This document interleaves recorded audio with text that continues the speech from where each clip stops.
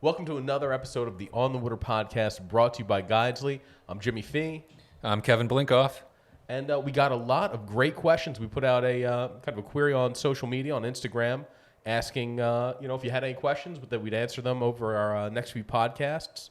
And I think we're going to get right into it. Let's go. Let's see what we got. The first one's from Casey Allard.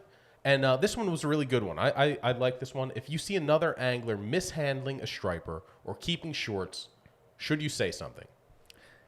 I'm going to say that, first of all, those are sort of two different things. Someone mishandling a striper, if you can find a way to give them some advice, if you can find a way to approach them in a non-confrontational way, you can educate them possibly. It all depends on the situation.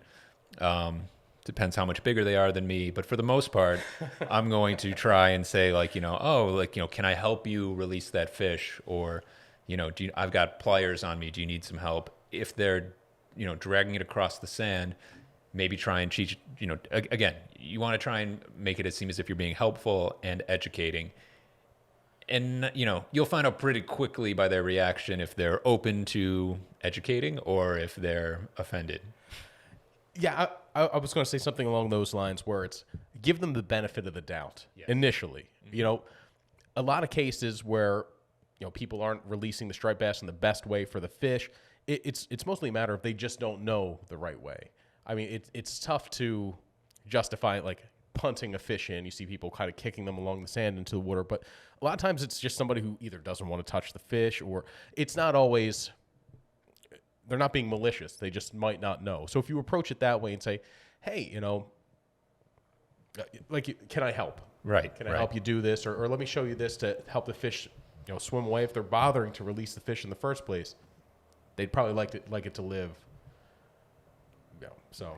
Absolutely. But then on the other side, if you see someone breaking the regulations, breaking the law, keeping a short fish, that's where I don't know that I would approach them. The first thing I would do is make a call. I've got the phone number for EPOs in Massachusetts on my phone. So whatever state you're in, you should definitely have the number. Most states have a hotline and be ready to call. Unfortunately, in a lot of states, they don't have enough officers and they can't always get to it, but you should make that call. That is the best thing to do. Yeah. Again, if you see them keep one short, it's the first short you see them keep, I would approach them. I would say, "Hey, that's probably under the size limit," and it could be a case where the people don't know, don't understand, or you'll find out, like you said, pretty quickly that they don't care, and don't confront them. Don't go and wrestle the fish away from them to throw it back. Like Kevin said, I would call the EPO, and even if they can't get there in time, at least it puts this area on their radar in the future. And you do see they do run sting operations. They do try to. It matters to them. It's just a matter of manpower and how many officers they have to cover such a large swath of the coast to crack down on this. Another issue that we can get into sometime, but I know currently in Massachusetts there are fewer EPOs dedicated to the coastline than there have been in years. That number's declined, even though at the same time the number of anglers out there and the number of fishermen and boaters has increased, and there's actually more work out there. And that's something that I'd like to see change. I'd like to see more officers out there, and I think most people would agree with that. So let's jump to the next question.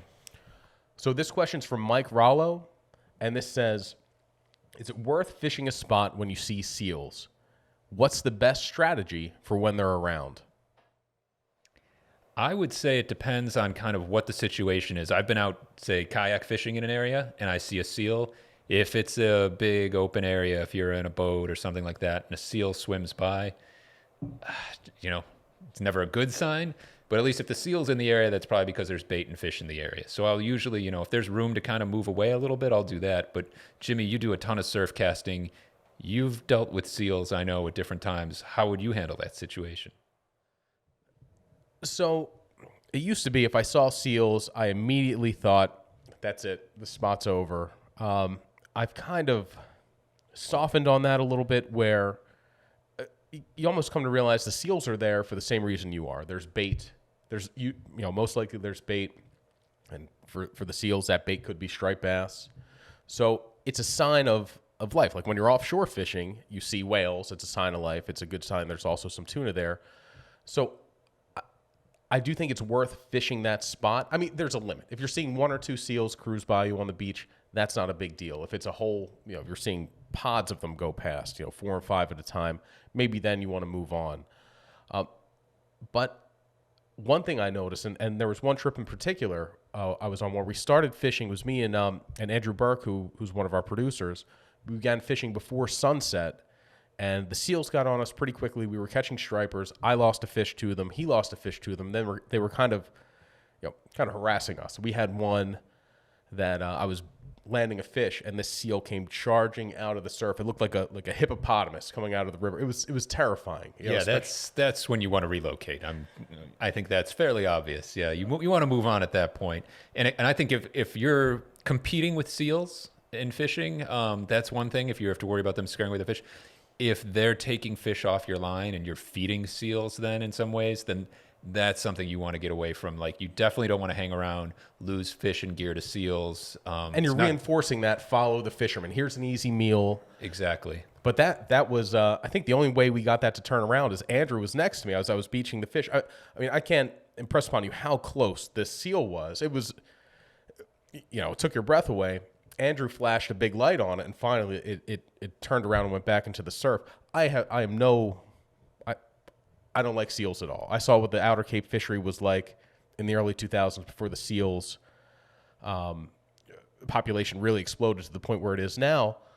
But it does seem like it's kind of like it's finding its level almost, where there's still fish to be caught out there. The seals are there, but there's kind of room for both, even though the fishing isn't quite as good as it once was.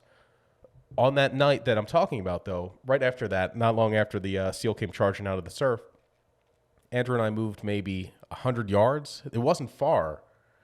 And we were still into the fish, and the seals, either they couldn't find us or they moved on when we moved on, and they headed a different direction. But just that small of a move, we had the fish to ourselves for the rest of the night. So that was, that's something to think of. I think they saw us in the daylight catch a couple fish, and then they were going to hang out, and they knew there was going to be some easy pickings for them at that point. Yes, I got a question here from Instagram. This is from ClouserMinnow08, who asks, what are some tips for fishing live eels from the surf? It's something I don't fish live eels very often anymore, but I used to do a lot. And there are a lot of things you can do to make it easier. There are a lot of tips and tricks. I think my favorite one that I learned was when you fish eels from the surf, the more lively the eels are, the more difficult your life is. And I got in the habit of freezing my eels before I went out to the point where they're nearly dead, but they still, once they warm up, they will come back to life. Getting them super cold, putting them on ice and fishing them, again, so that they're almost comatose. When an eel is really, really cold, it's limp and it barely moves. As soon as they start to warm up, they become really difficult to hook. They wrap around your wrist. They form the dreaded eel ball, eel knot. Yeah, we just had we had a story in our May issue where the author wrote, the eel will tie. He called it a Gordian knot, is what the eel will do with your leader. It's as soon as it gets just its tail around, it manages to spin and create this. You end up having to cut the line. There's slime everywhere.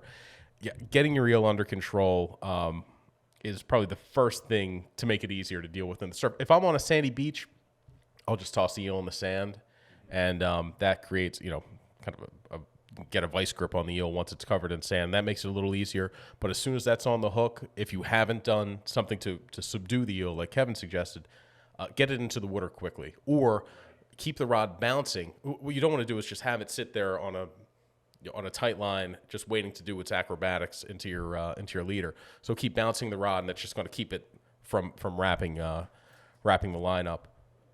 One of the I got a lot of eel tips one time from Iron Mike Everin, who was a famous Rhode Island-based fisherman. Yeah, he's caught a ton of big striped bass, and one of his things was, he said, you don't realize you're fishing a 10-foot surf rod, an 11-foot surf rod, and most guys, the tendency is to hold it because it's easier this way with a rod that big.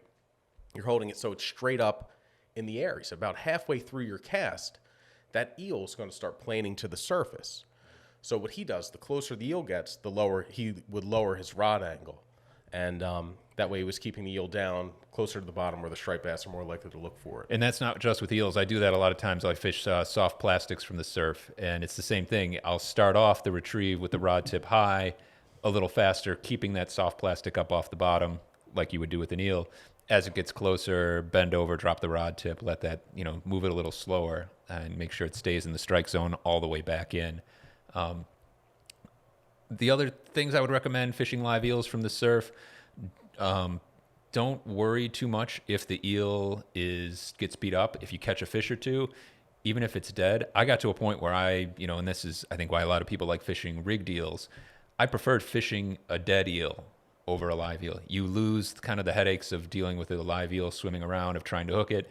You can fish a fresh, dead, frozen eel. You can give it action with the rod tip, fish it a little more like a lure. You can hook it in a way, even on a circle hook, not necessarily rigged, but you can hook it in a way where it's going to stay on the hook better. You can cast it.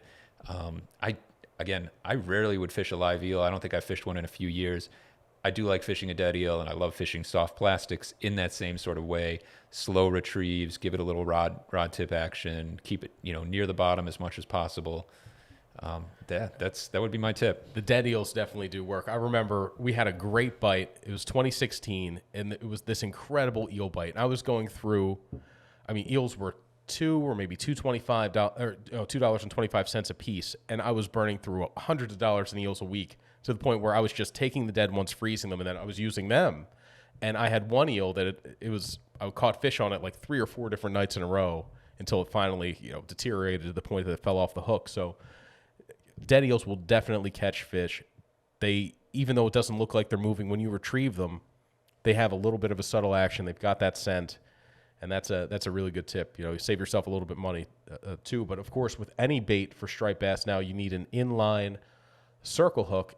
And I haven't landed on a circle hook. I've been kind of experimenting still. I'm still in that stage where I'm trying a bunch of different circle hooks with the eels till I find the one that I really love. It took me a while to find the right J hook that I liked. Yeah, and that's, and also to be honest, one of the reasons I kind of gave up on fishing eels from the surf was a live eel on a J hook is more likely, I feel like, than many other baits to gut hook a striper. And I didn't want to gut hook stripers, and so I switched more to soft plastics. I haven't fished them on circle hooks as much, but that should, hopefully, if you're fishing a circle hook, it's an inline like you're supposed to now, that should eliminate that gut hooking. Have you figured out what size circle hook you like with that? It's tough to say. There's such a variation between hook manufacturers in terms of, a 6.0 for Mustad is going to be different than a 6.0 for VMC. In general, that 6.0, 7.0, like a 7.0 Gamakatsu circle hook is going to be like, if it's the octopus style circle hook, which is a little bit of a thinner wire one, that's going to be on the big side. So maybe you want to go with a 6.0 for that. For VMC, a 7.0, I think it's the tournament circle is their inline one. That's a good eel size. But like I said, I'm going through a lot of them right now. I have not landed on one I liked. With J hooks, I liked a little bit heavier gauge wire because I felt like that held onto the eel better for the cast. With the thinner gauge wires, even when you're hooking them, the way you would hook eels to cast them in the surf is up through the lower jaw and out through an eye socket, which sounds gruesome, but it would help prevent the eel from ripping off your hook, tearing off your hook while you were casting it, putting a little bit of force into it to try to reach the fish. And a thinner wire hook I felt like was more likely to tear through than the heavier I like gauge the thicker, hooks. like a live bait style hook when I was fishing J hooks for them. But in general, I think if you're going from a J hook to a circle with an eel, the circle should be a little larger than you would think. It seems like a larger circle does a better job. It has to kind of wrap around that corner of the jaw on a striped bass. You need enough of a gap there. And so you need that gap. That's one problem I know a lot of people have with circles not working for them, is using too small of a circle hook. The gap gets kind of filled up by the bait, and it's not big enough to get around the jaw, the corner of the mouth, where it needs to find that purchase on a striped bass. And then the hook set itself is also going to be different. And that's something where if you've spent your whole life just dropping the rod to the eel, when you have a fish biting an eel, you drop the rod to it, then wait for the line to tighten up and slam the hook home. That's not going to be what you do with a circle hook. What I found almost works best is when you get that bite, keeping the rod still, letting the rod load. Don't throw the fish slack. Just keep the rod still, and as it starts to load up, then begin reeling. And then once that rod's in a full bend, maybe give it a little bit of a, hey, how you doing? Just to make sure it's planted. Yeah. Yeah, you really have to let the circle do the work and find purchase.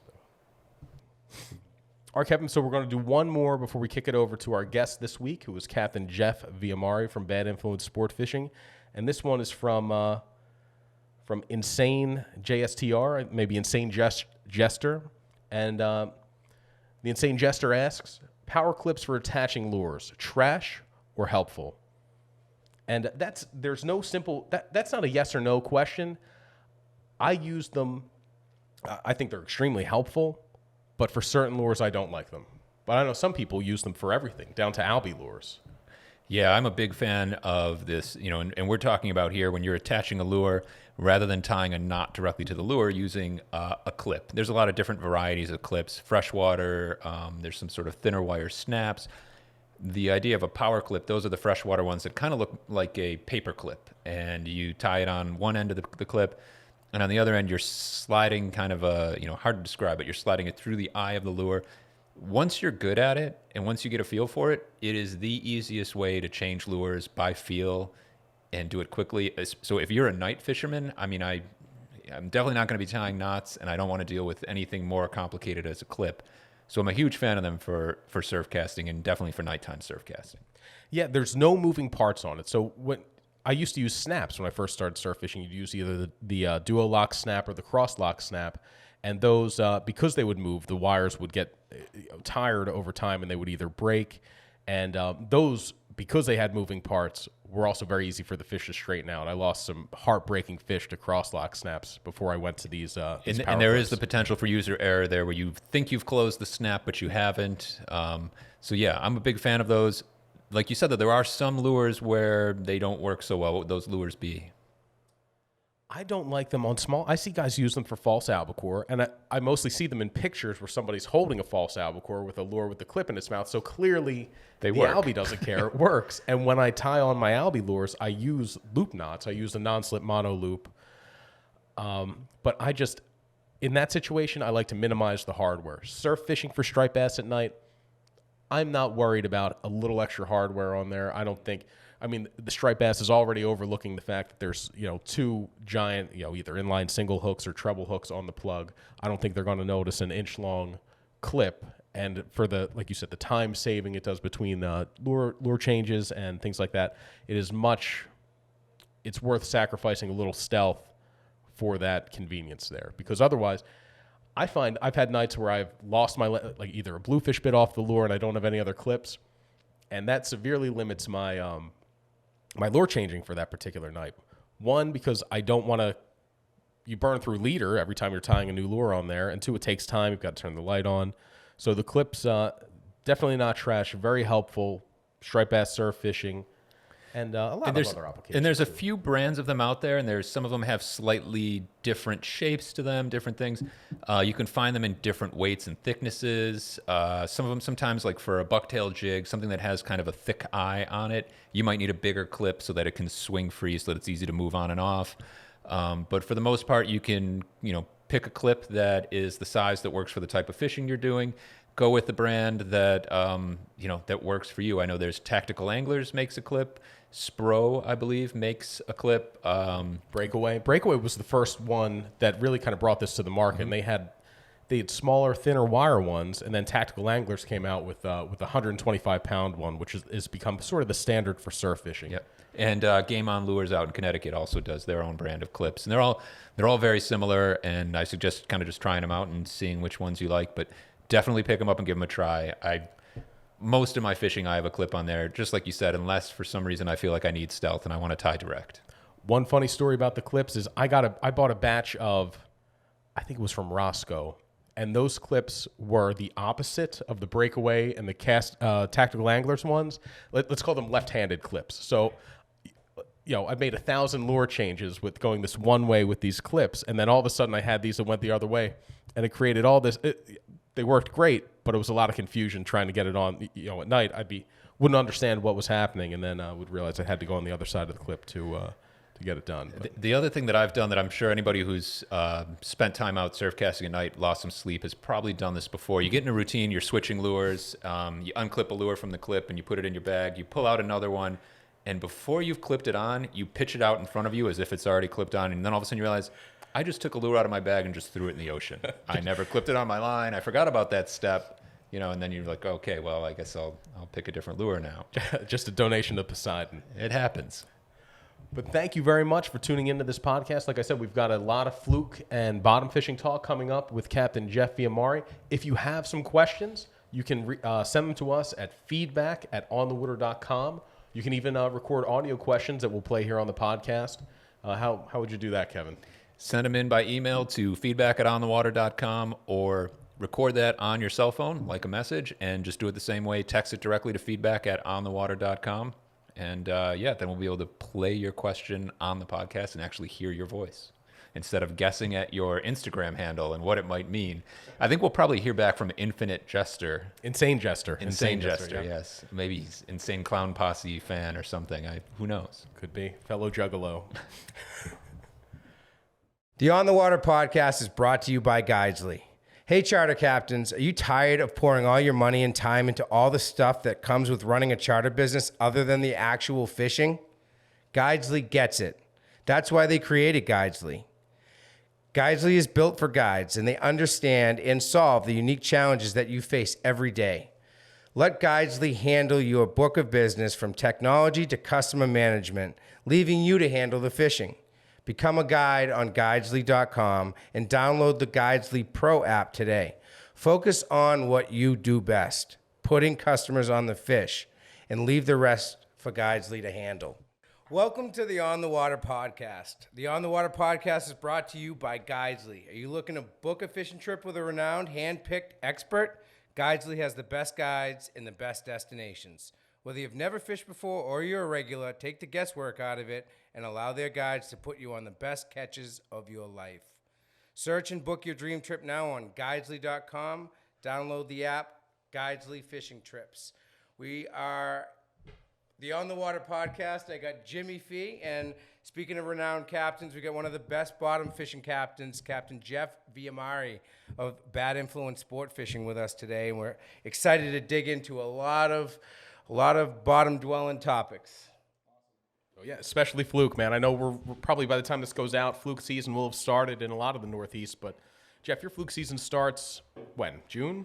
It opens mid-May. There's fluke. We used to have a great early season fluke fishery mid-May down like off Falmouth and Elizabeth Islands and stuff. But I tend not to start fluking off Nantucket till like the first week in June. Honestly, if it was in a perfect world, I'd start a little later. But, it is what it is. People want to go.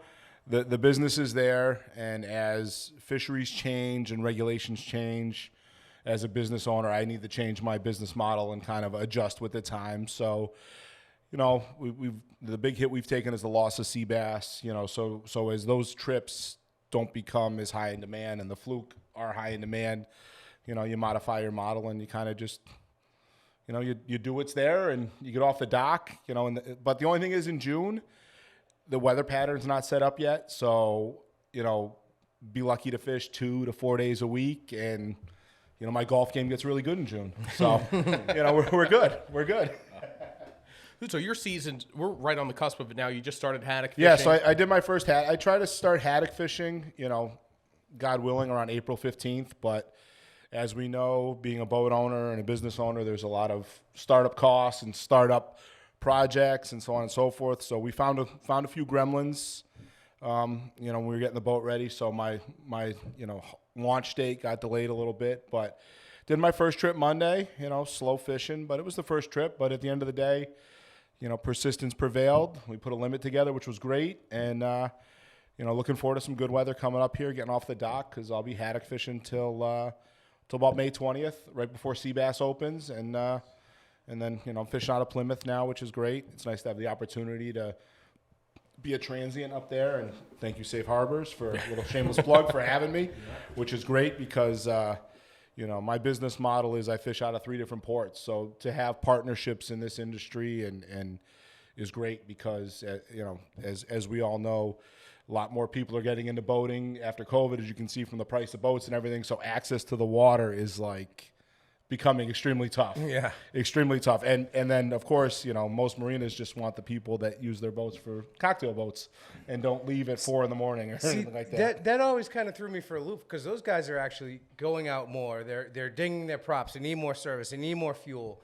I would rather that type of customer that's going to bring more, Absolutely. repeat business or ongoing business into the marina. Absolutely. The biggest gripe I have in my marina, you just got to leave a little later so I don't wake up the people in the morning and stuff. So that's the biggest issue we have. Early.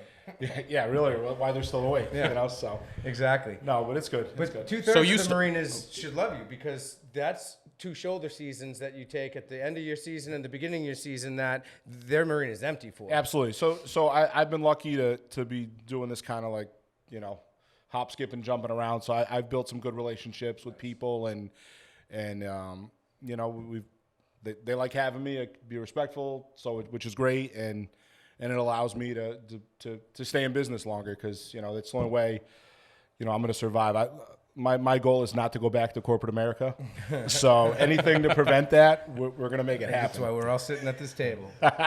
So you start your season in Plymouth, Yep. move to Yarmouth on Cape Cod. So I moved to Yarmouth on Cape, like right around the start of sea bass, and then around like October, like right around Columbus Day, I moved the boat to Newport because that's honestly when they'd have me. If I could, in a perfect world, I'd move a little earlier, but being a transient, you got to kind of go with the flow, and I'll fish out of the Cape till then, and then I'll get down to Newport and start the fall blackfish season.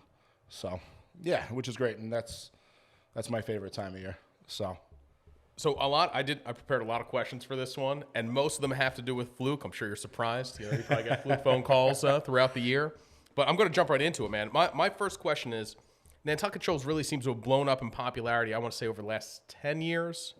Is that probably fair to say? Yeah, I'd say so. I'd say as social media has become more prevalent and popular, you've seen the fishery just kind of come to the forefront.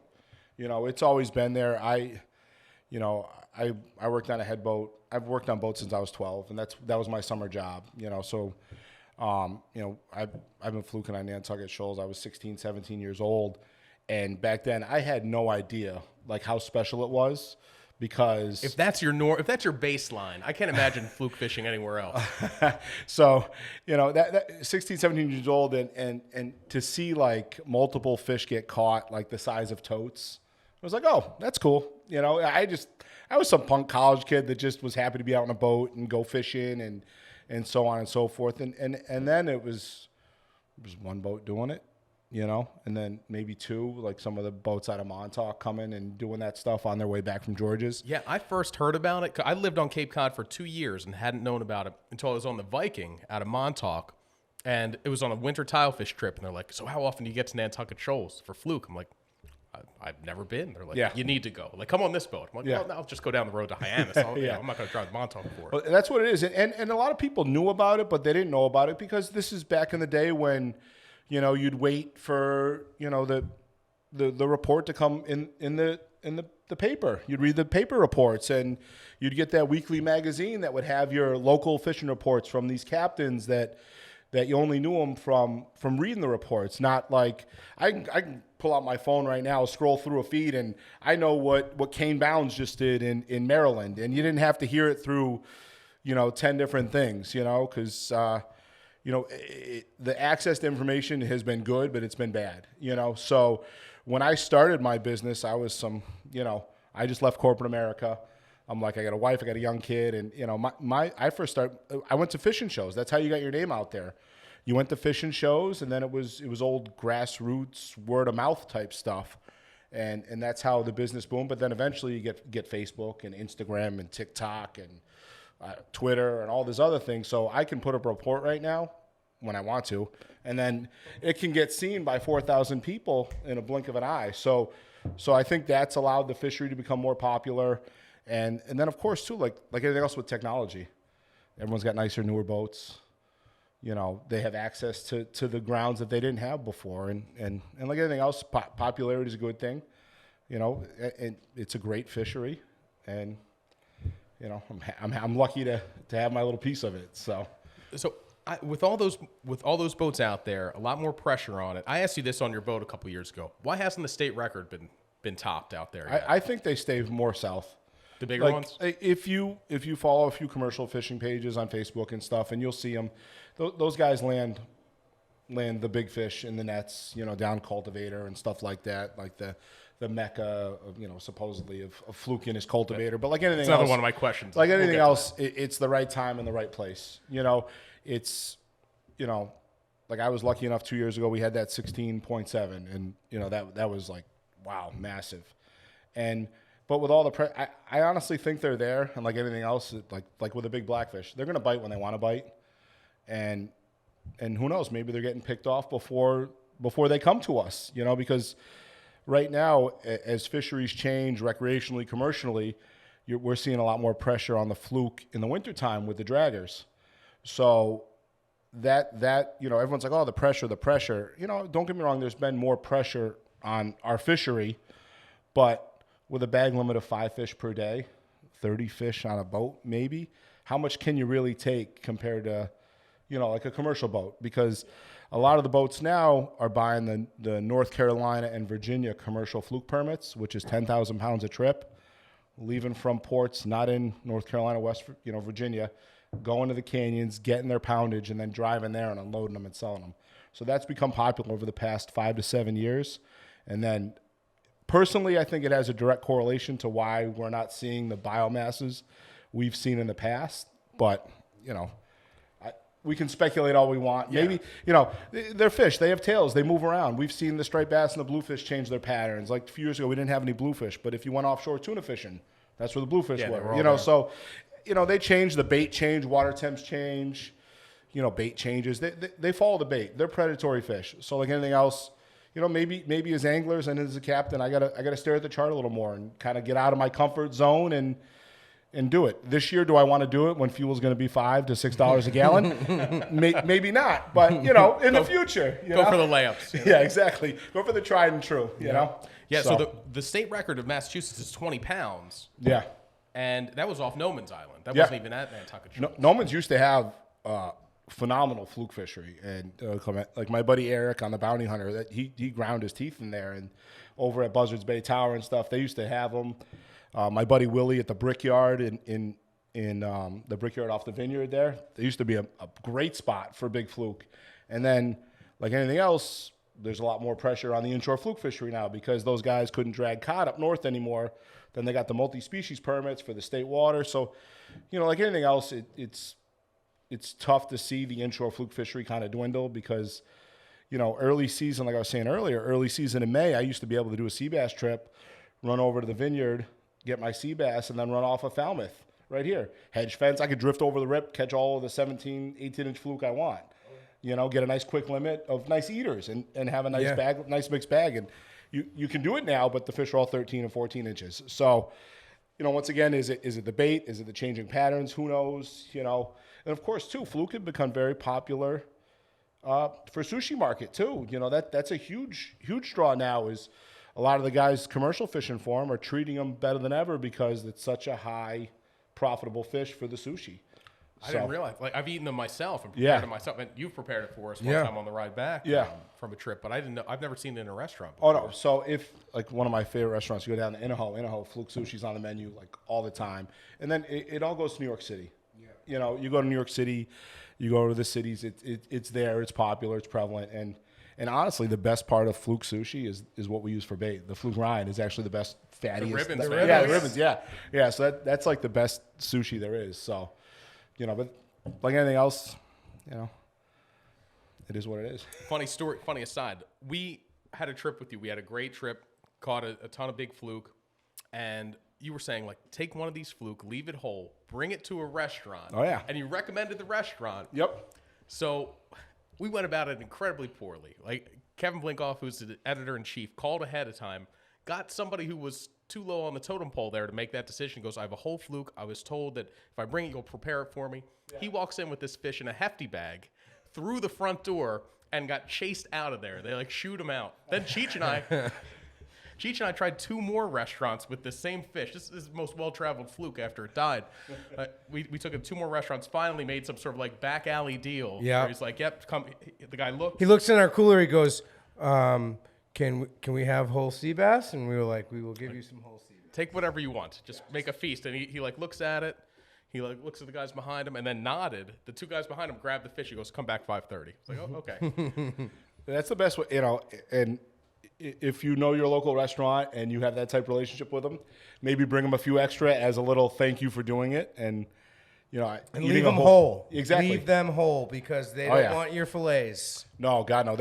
They want, you know, you get it with that spicy basil ginger sauce on it with the crispy skin and the sea bass too.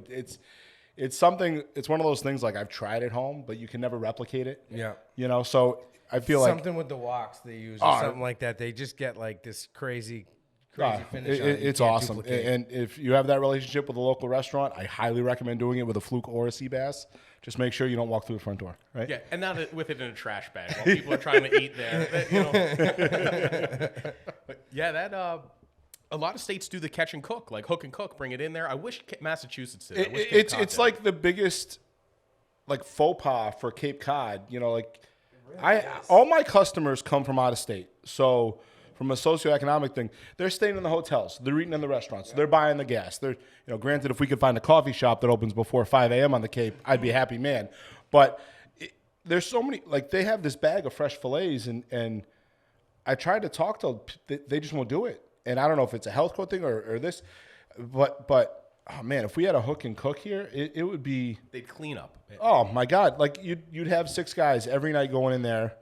Here you go. But you could still charge them $10-11 for some fries and coleslaw that cost you $2, you know, and some flour to bread it. The fish are clean, they're filleted, they're ready to go, and that's one of the things I think. Like the Cape is such a popular fishing destination.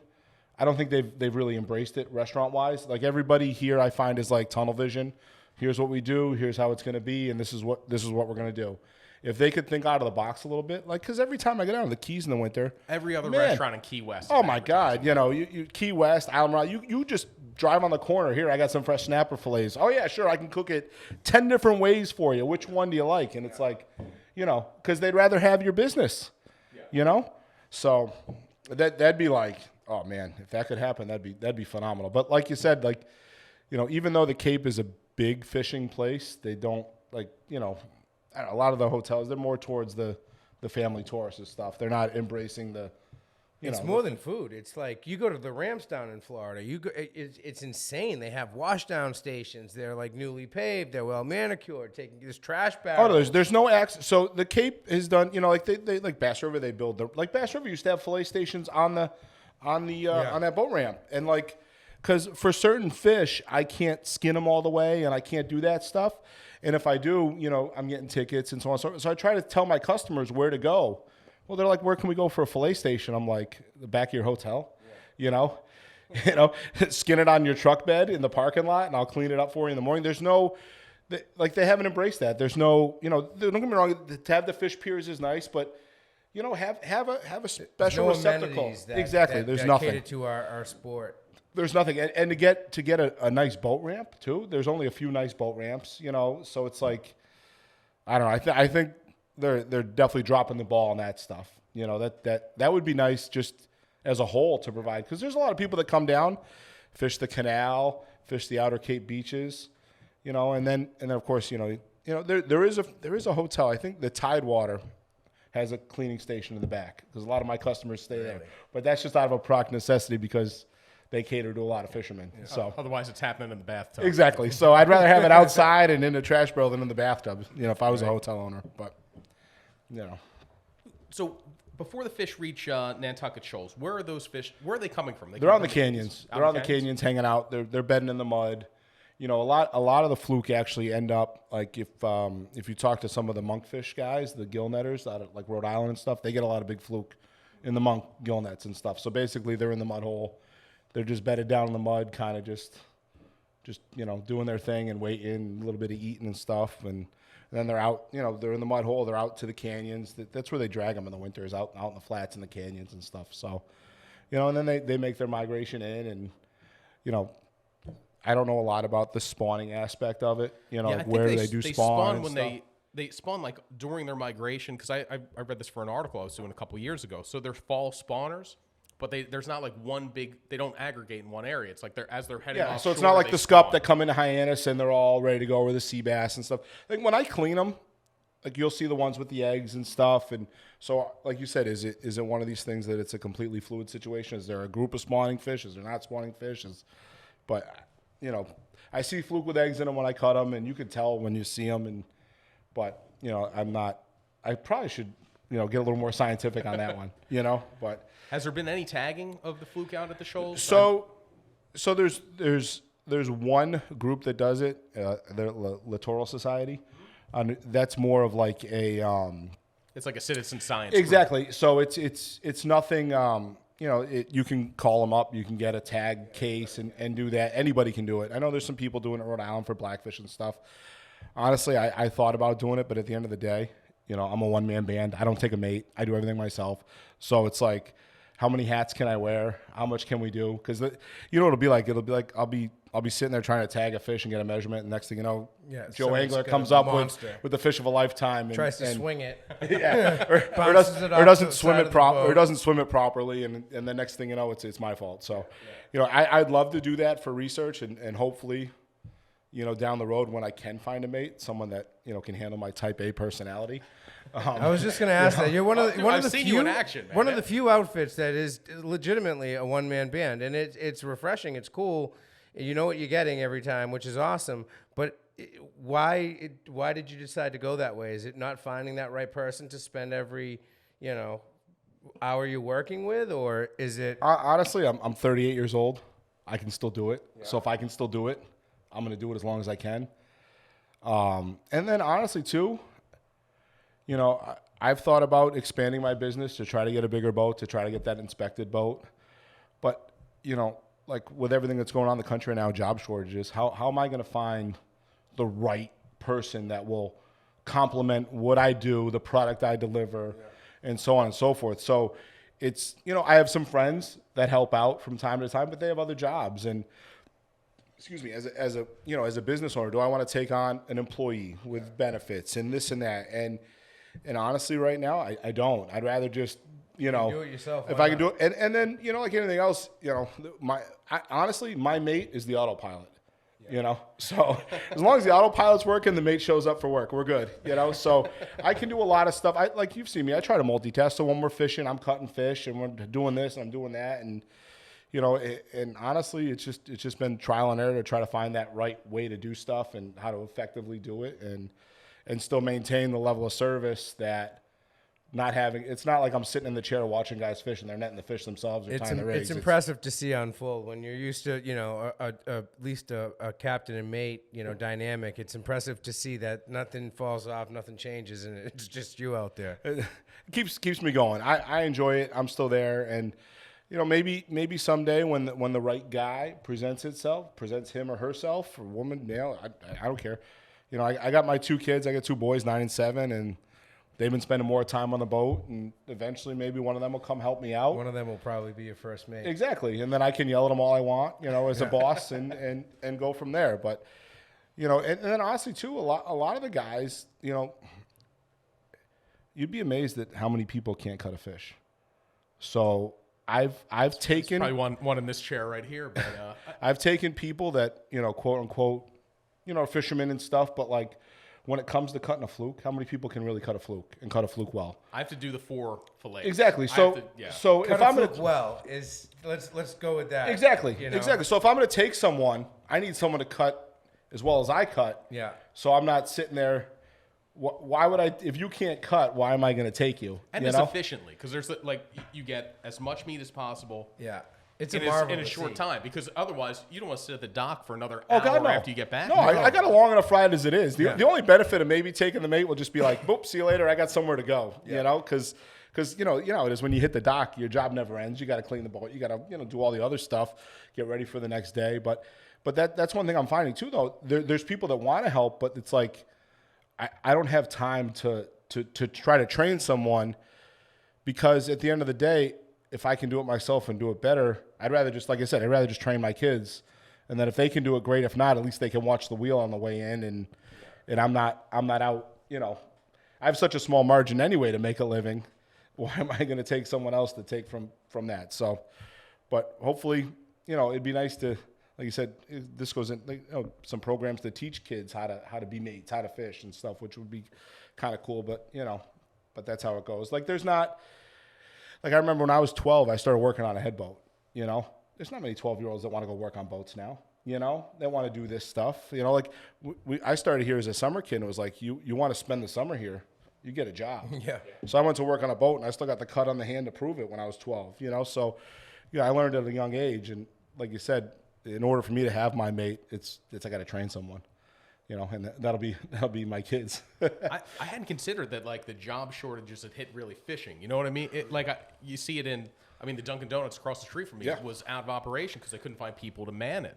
And I guess it didn't occur to me that there would be that same thing happening with mates. And exactly, it's like anything else in this world. And for us, it's to have an employee. There's no days off.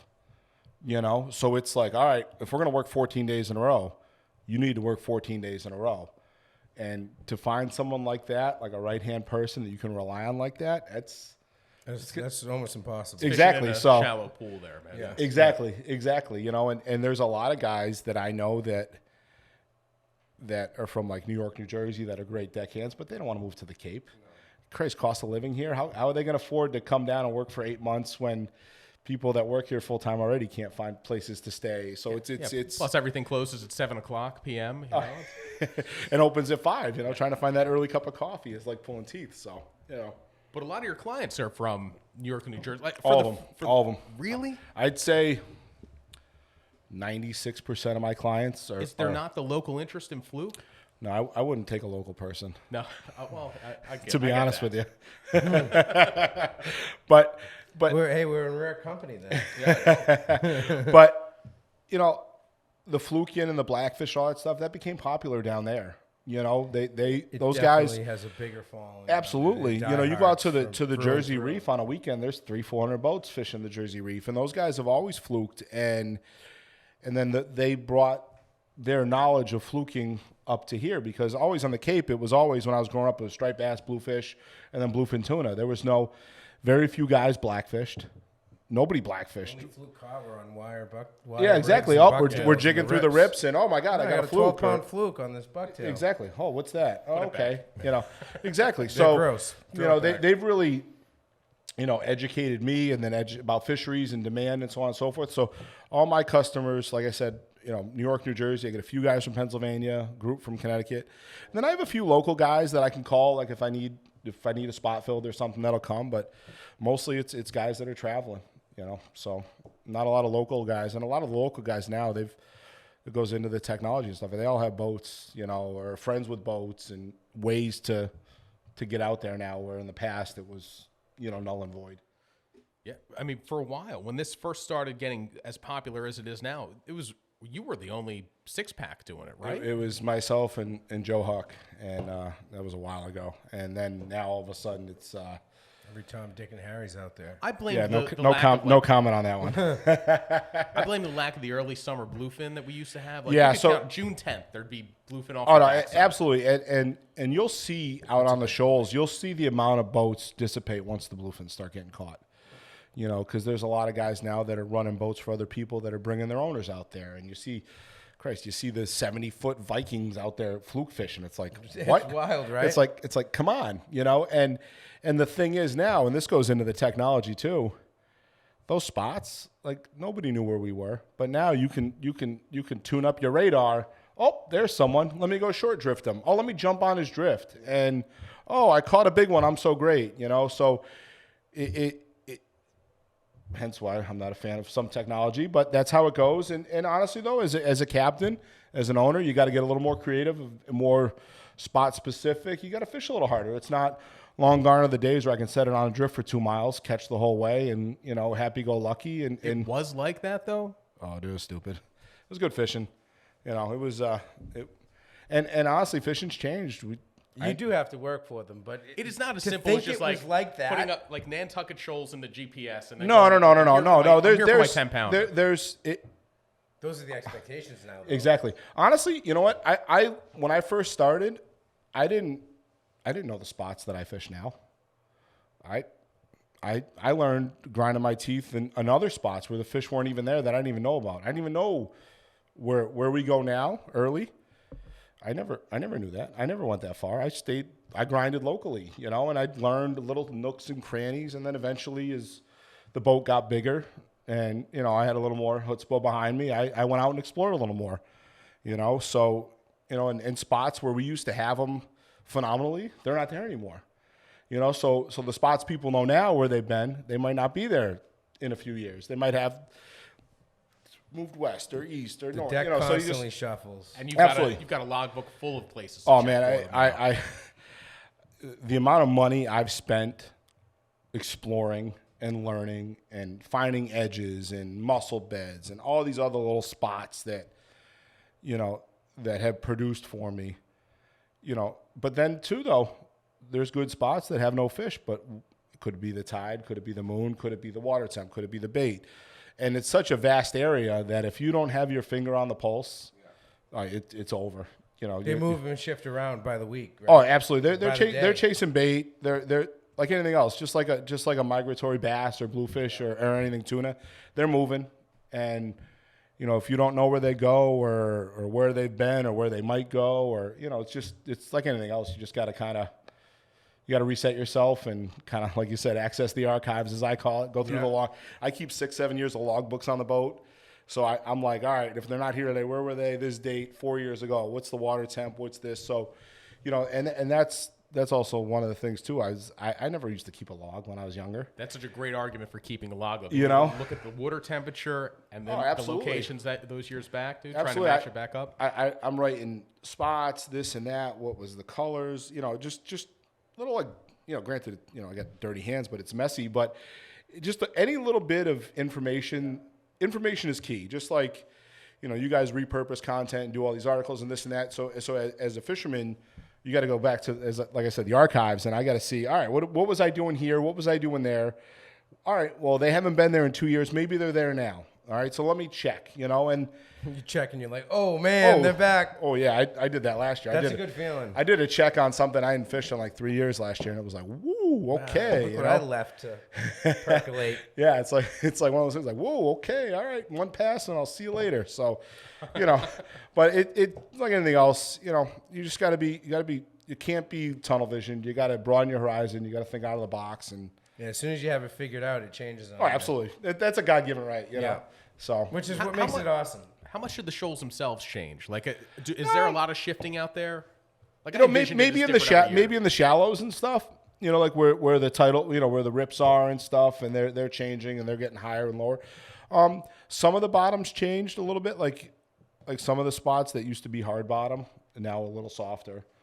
You know, and the tough thing for me is one of the things that I wish one of the things I wish I had a mate for is, you know, like when we're fishing, I like to grab a customer's rod and kind of, you know, reassure myself that it's still here or this, you know what I mean? Feel, you know, kind of get a feel for what's going on because I don't pick up a rod. So I'm like, I can't feel the bottom and stuff. And sometimes I get sidetracked. And sometimes though, you know, when you just kind of do the Ronco one, the set it and forget it drift, sometimes you find some new spots too. So that's kind of cool, you know, so.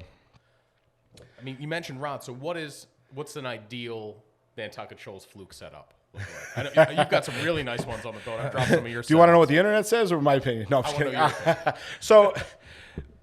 So my customers, they come prepared for everything, and I recommend bringing a spinning rod because even though most of the times we have tide, sometimes we have weak tides or slack tide.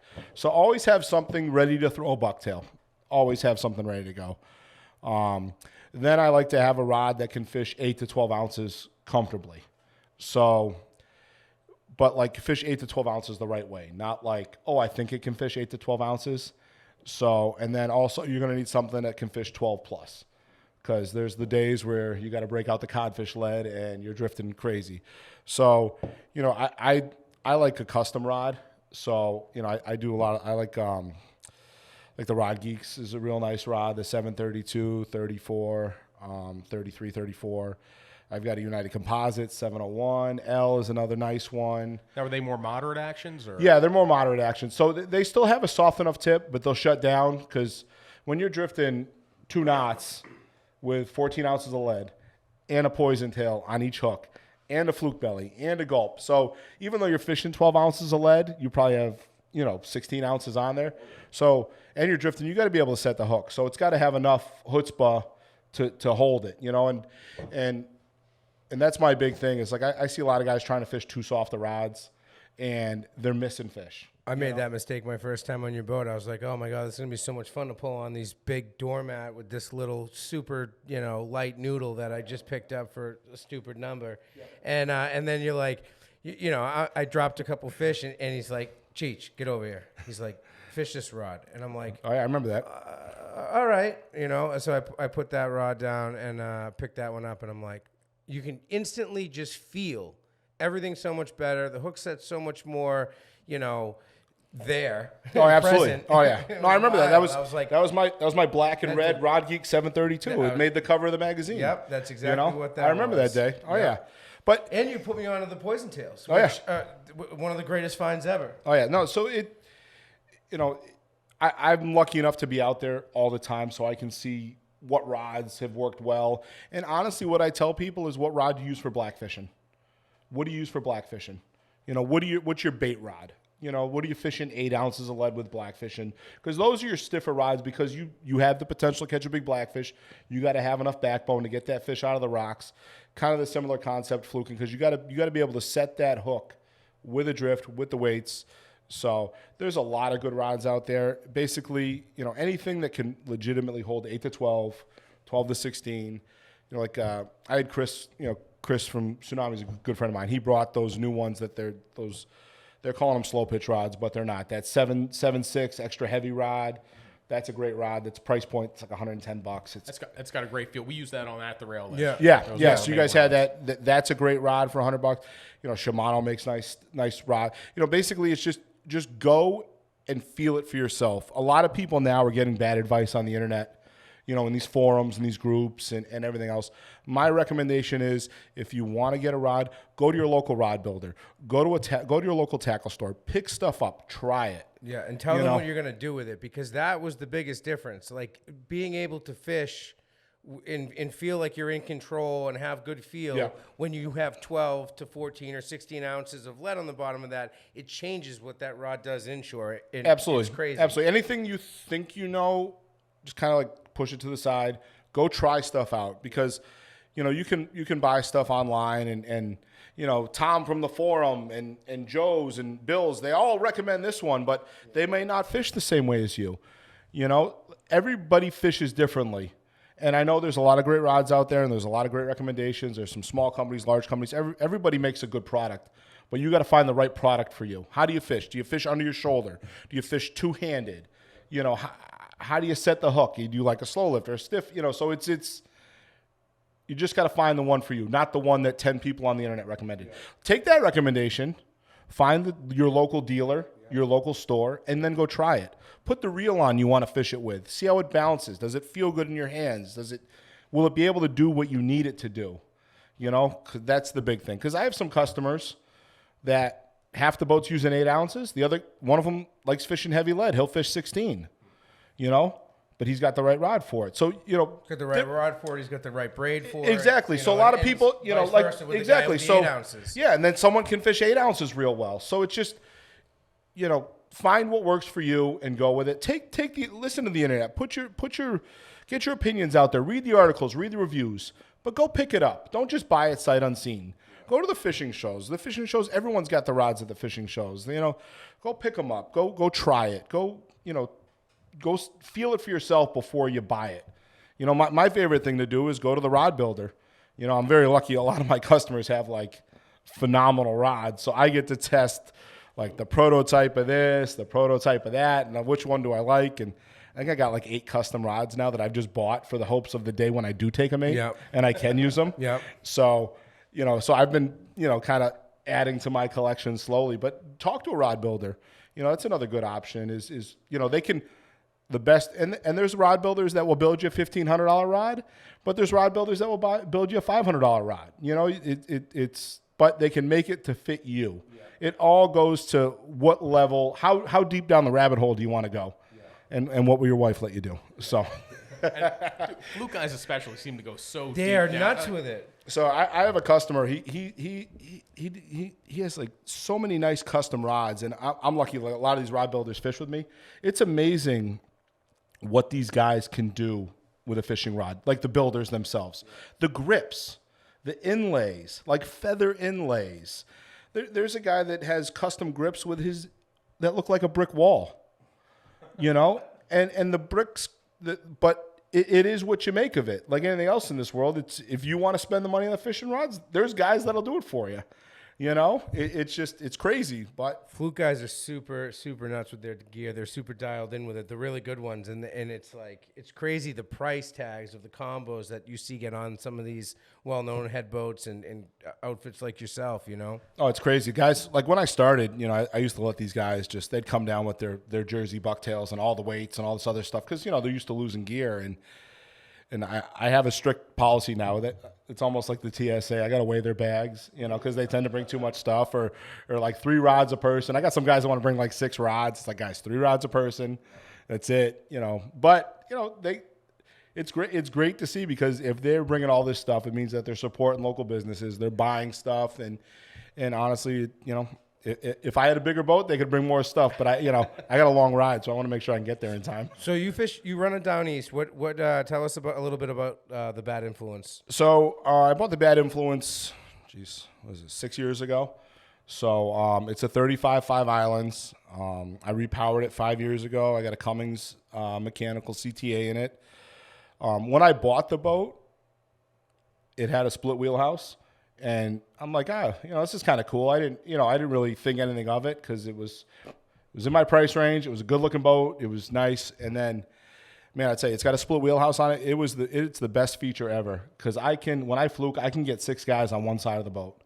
Nobody has to fish onto the boat. It minimizes tangles, which is awesome. And you know, it's one of those cool things that I never thought would be a cool feature, but it's nice to have.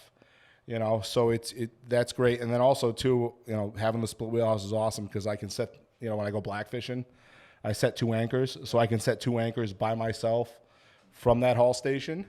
Once again, when I bought the boat, things I didn't think would be awesome or kind of cool. And, you know, it's good. I was lucky enough last year to hook up with Humminbird, and I got all brand new Humminbird Apexes. So those have been, man, it's crazy with technology now and how that stuff has come. Like the stuff I can pick up on the bottom now with the chirps and the side. I never had side scan. This is like everyone's using it, you know. And I'm like, oh man, I'm kind of like late to the party. But now that I have it, like the technology is amazing.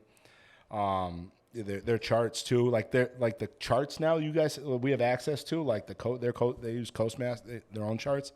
Like I found like 10 new blackfish spots last year just by like. Oh, that looks kind of cool. Let me check that. Or that looks kind of cool. What was already on their charts, yeah, too? But I didn't have, you know. So, like, I was using an older unit, and it was, like, you know, antiquated and stuff. And I'd look at Navionics at night on my phone. Yeah. You know, I'm like, oh, let me pick this. Absolutely. That looks cool. That looks cool. But now that I have it, like, in front of me, and then also, too, they got that auto chart live. So I'm, like, making my own charts when I'm fishing and stuff. And bottom hardness. And that was, like, the best investment I've made as a captain was to upgrade those electronics, because with the side scan I can pick up bait schools, I can pick up spots, you know, just like you guys had that TV show with Robbie, you know, and Robbie's like, oh, there's the bunker, okay, here I go, I turn to right. So for me it's like, oh, there's a new rock, oh, there I go, let me turn right. Or, you know, there's a school of bait. Or, you know, when I'm porgy fishing or sea bass, and oh, there's a school right there on the side. I would have never had access to that before. You know, my fish finder went straight down, you know. It's so that's been huge, and I'm very happy to have those guys, you know, have confidence in me to represent their product and have it on the boat. And, you know, you guys have done a lot of stuff with them. It's amazing how far that stuff has come, and that's probably the best upgrade I've made to the boat, you know, since I got it. Did that kind of like not validate, but almost put things into perspective on spots that you've always fished that were super productive, that like maybe answered like why it was? No, exactly, because I can like do the down scan now and like find those little like edges and crane, like kind of like blackfishing, like spots within the spot. So like I know where the rock is, but like, oh, look over here, there's a 5-foot drop. And with the double anchors, I can wiggle over 5 feet and like put the port side down this edge now that I would have never known was there, because you set the anchor. It's like, okay, I ping the rock. I got my 4 or 5 waypoints around it and stuff. And like, here you go. But now it's like, oh man, if I can just slide over here a little bit, this might be better. And it's something like a 5-foot adjustment, as you guys know, like it could make or break a day, or that's that big fish is sitting there. Or it could unlock a spot that you've never caught them in because you haven't seen that little clue where it's like, oh, they're only gonna be right there. Exactly. So, with the other stuff, you'd get on the spot and you just sit and, all is well and good. Oh, but this now, spot sucks. I'm never coming back here again. Yeah. And there's like, I've done that before. Right, like 10 feet away. Oh, exactly. Or there's a like little crevice in the rock or something like I couldn't pick up before because, my old fish finder just showed, all right, we're on the rock. Here you go. And, so that's the technology. I was happy. It's amazing. It's a game changer for me, for sure.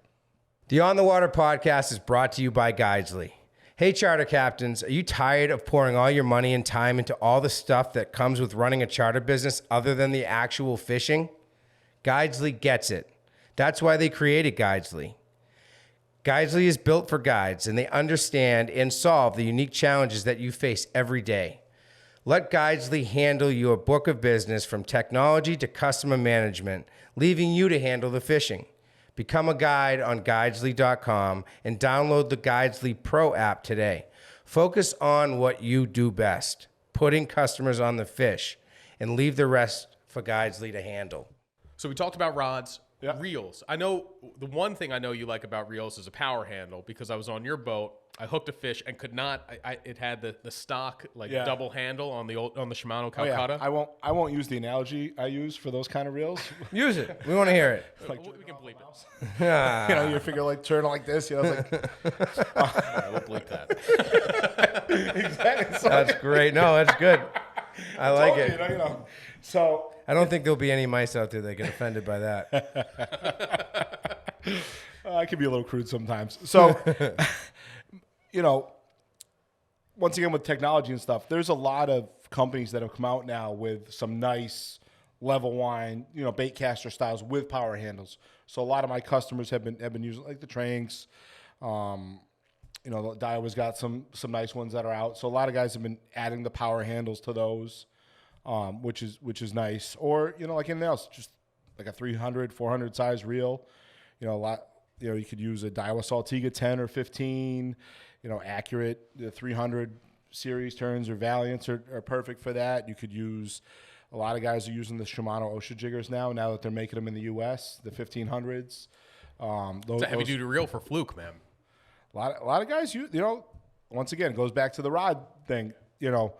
This is a special place for people to come. So if you want to come, you just got to make sure you have the right stuff. Make sure, you have the right line on, A lot of my guys fish 30-pound braid. Find something that works for you. You can fish 40, but once again, if you're fishing that heavier braid, there's more resistance in the water. So if you can get, like a lot of the braids now, 30-pound braid breaks at 52 pounds. And the good thing is, like, everyone's got their breaking strength now. You can go online and find the chart that says, all right, this brand breaks at this, and now there's like 9-strand, 10-strand. Technology's been a good thing for that stuff. So the braid's becoming stronger, thinner, and when you're fishing thinner braid, you can get away with lighter lead and fish the rod you want to fish. So it's all part of that like big jigsaw puzzle of situational awareness. And all right, if I use this, how does this work? But you're putting the whole outfit together. Nothing is independent of it. So like when you're choosing that rod, you have to think of using a lighter braid than you might be used to. So. Exactly. So like I said, go touch stuff, pick it up, feel it. How does the reel feel on the rod? Make sure you have a right reel that does have a power handle on it, that you can get a turn on, because when you do have that fluke, and more oftentimes than not, fluke are predators. They're going to attack your bait. They will pick your sinker and your bait up off the bottom and swim up with it. And if you're using something with a small little handle on it, or you can't keep up with it, so make sure you're ready to go, and you know that I have the right one where I can take a turn or two to come tight on that fish, to set that hook. Because oftentimes they're not. If you're not coming tight on them, they already realize what's in their mouth, and they're going to spit it, and they're going to turn around. So, have a good reel. Penn makes some good ones, the Fathoms, and once again, it's all personal preference. Every company out there makes a great product. Find one that works good for you. Yeah, and every company makes a product for that specific use nowadays. Exactly. No, so absolutely. You just got to know what is in that realm of options, and then figure it out from there. So Exactly. I got a question. Yeah. Talk to me about the proper way or your preferred way to fight a fluke once you've hooked it. Because right. we go back and forth about it in a kind of hilarious fashion at times. So I can tell who's been striped bass fishing on my boat a lot. Yeah. So The pumpers? the pumpers, Yeah. exactly. The So the pumpers. pumpers, and they will get a stern talking to if they start pumping. Yeah. Once you get that fluke coming off the bottom, they're going to give you some massive head shakes. So the key is for me, it's just constant pressure. If you do want to pump them, it's like slow lift. Just keep them coming, and if you can't move them. But once you get them coming, just keep turning the handle. Don't, they're gonna make some head shakes. They're gonna make those, depending on the size of the fish, that head shake, can go from 45 degrees. They can really do some damage. But my big thing is just keeping it tight all the time and knowing when to lift, when to reel. Because I have some anglers that'll reel through the head shakes. And if you're reeling through the head shakes, you're putting, especially with the, going back to the reels things, with these reels, if your drag's not set properly or anything, and you're reeling through a head shake, you can rip it right out or anything else. So my big thing is just keeping constant pressure, letting your rod, let that rod you spent all that money on do the work sometimes. Just sit there and just slow reel them. And you got the head shakes, move the rod down, let the tip do its thing, but keep it tight. Never let it go slack. Always be ready to turn on it. I see all these guys trying to pump them, and they're lifting up too high. And if you lift that rod too high, you can't turn fast enough to drop the tip to make up for it. And plus, whether it's a big jig or it's a bank sinker below it, it's just doing the, it's kind of seesawing. Exactly. On it. So you got to just keep it tight, plain and simple. You don't need to pump it like a striped bass or my big thing, just keep it tight, keep them coming, and just pay attention too, because there's so many guys and, all right, success, we hooked it, we made it to the boat, now what do I do? A lot of anglers don't know how to lay a fish out right too. They've taken some guidance, they brought the fish up, they fought it right, they've used the rod, and also too, I'm a firm believer in rod under the shoulder, because your arm acts as a shock as well. You got the guys that want to put the rods in their waist. The problem is you put the rod in the waist, there's no give. And if you don't have a soft tip or something to take those head shakes, Under the shoulders is where it feels right. bottom fish under the shoulders. Yeah. Use your arm as that natural shock too. If you're reeling hard, so your arm will have some give. And then when you get into the surface, know that fish is at the surface. Yeah. Know what's coming ahead of you. What happens when they break the surface, Jeff? You're SOL. That thing's gonzo. Then Exactly. Then you see a fluke swim backwards for the first time in your life, and they will swim backwards. But the key is, always look over the side when the fish is coming. Know what's coming. All right, where's my net man? Is my net man on my left side, my right side? Where's he going to be? All right, well, usually I like to stand on the left side of the anglers, because usually when we're drifting, that fish is going to come up in the tide, or he makes his circles. Exactly, or towards the bow. So I like to stand on the left side a lot too, because a lot of guys, God love them, they can't bring the fish to the net. So I'm dominant left-handed, so I want to hold the net in my left hand, and if they can't bring the fish to the net, I literally reach across them, grab that rod tip, and I'll rip that fish right into the net, and I'll turn them hard, because it could be a fraction of a second. If that thing gets on the surface, if he shakes his head, or someone's next to the angler, next to the guy reeling the fish, not paying attention. I had a guy one time bring up a monster fluke, and the guy next to him wasn't paying attention. Got tangled in him. Yeah. Thought he had a hit when the fluke was coming up. Boom! Shook the fish right off. 10-pound plus. So guy lost a personal best because the guy next to him's not paying attention. That's terrible. How tense was it on the boat after that, man? Was it? Well, there were some choice words. And I had some choice words too. So I take it personally when people lose fish, like that. It's one thing that the fish wins, but it's another thing when it could have been avoided because someone's not paying attention or that. So just pay attention, know which way the fish is going to go, because Fluke will make a big spiral like a tuna too. Yeah. And honestly too, sometimes you got to jump on the other side of them, get them, like when you're gaffing a tuna, you're like, all right, here's my shot. Yeah. You got that Fluke circling. All right, well, is he going to circle in if I'm on the left side of him, right? So then you got to move quick and do that. And, the key is just keep them under the water. Keep them under the water like 6 inches. Keep them calm. If it's brown, leave them down. Exactly. And also, too, like how you see say you're pike fishing, or musky fishing. Yeah. And you get your lure to the boat and you figure eight it because Yeah. sometimes they follow it. Yeah. Do that with a Fluke. You can swim a Fluke at the boat. Yep. Okay? You take that rod, you keep them under the water, and you circle them around to keep them calm. The second you stop moving that fish and he just sits there goes the head shake. Yep. You're going to see a Fluke swim backwards, and he's going to give you the international peace sign as he goes down to the bottom. Jimmy had a great line one time. Nothing throws it in reverse better than a Fluke. Oh, absolutely. They are really true specimens when it comes to predators. They will attack. They will go backwards. They're awesome fish. Oh yeah. It was one of your fish I was netting where it was at the very end. I don't think it was one on the TV show. It was the year before where I went for it at the end and it backed it had the head of the net and made its way back out. Oh yeah, So. that's His chin seriously. hit the edge of the net and he literally shot backwards. That's why I grab the rod on these guys. I'll put the net under, and when you guys have been on my boat, you see the size of the nets I use. Yeah. I use striped bass nets. Yep. Because, if God forbid something Gives does you a little happen- margin for error. Exactly. No, and if awkward fish. someone can't get it to you or some situation, I can scoop up and you can fit a small child in this net. It's a striped bass net. But if that's what you got to do, it's what you got to do. Make sure you have the right, like anything else. We're talking rods and reels. Make sure you have the right tools too. Make sure you have the right net. Something as simple that you don't think of as a net is one of your best tools. There's absolutely nothing worse in the realm of fluke fishing than finding out that you forgot the net when you're going fluking. That is the most horrifying I have three thing. nets on the boat. Yeah. So I always have 2 nets ready to go because multiple hookup. Sometimes too, you have fish on.